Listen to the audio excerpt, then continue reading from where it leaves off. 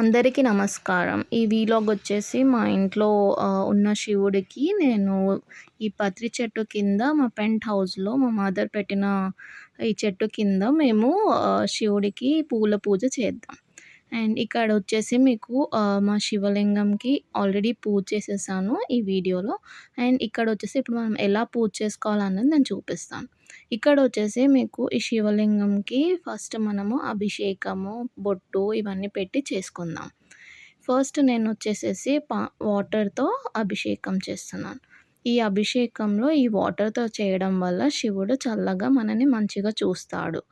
ఈ ఈ వాటర్‌తో చేయడం వల్ల ఏంటంటే, ఏదైనా ప్రశాంతంగా, శాంతంగా శివుడిని ఉంచడానికని మనం ఈ వీలాగ్‌లో ఫస్ట్ వాటర్‌తో అభిషేకం చేశాం. తర్వాత ఆహ్, ఇక్కడొచ్చేసి మేము భస్మం పెడుతున్నాను. ఎందుకంటే, శివుడికి భస్మం అంటే చాలా ఇష్టం.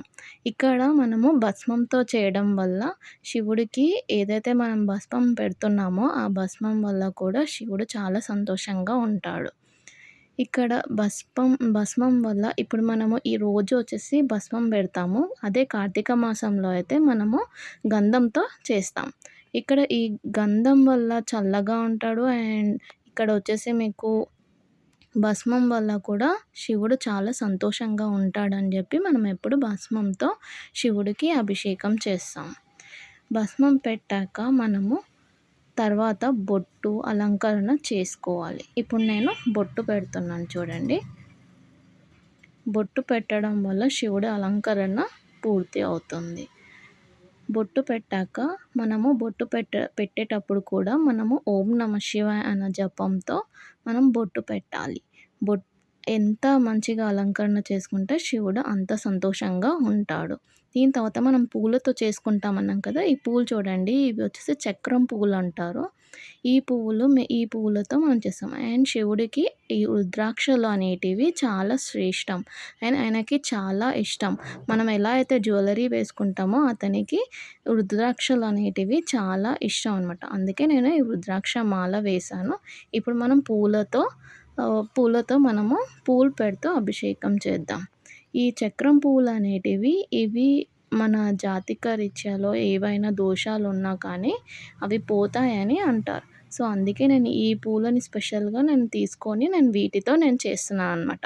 సో, ఇందులో ఏంటంటే ఈ పూలు అన్నీ ఎన్నైతే తెచ్చామో అవన్నీ దేవుడికి అలంకరణ చేస్తున్నాను.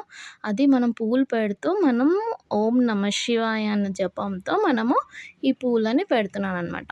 ఈ పూలు కంప్లీట్‌గా నేను ఏవైతే తెచ్చానో అవన్నీ నేను పెడుతున్నాను. సరే, నేను అన్ని పూలు చాలా గాలి వస్తుంది. కాకపోతే అయినా నేను దాన్ని మెయింటైన్ చేస్తూ పెడుతున్నానండి. సో, అన్ని పూలతో అలంకరణ చేస్తూ నేను ఓం నమః శివాయ అనే జపంని పాటిస్తూ ఇది పెడుతున్నాననమాట.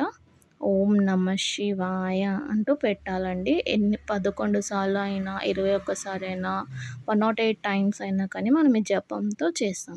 సో, నేను పూలాభిషేకం అంతా కంప్లీట్‌గా చేశానండి. దీని తర్వాత నేను దీపం అనేది పెట్టాలి. నేను దీపం వచ్చేసి కింద ఇలా పెట్టేసి లోపల పెట్టానండి.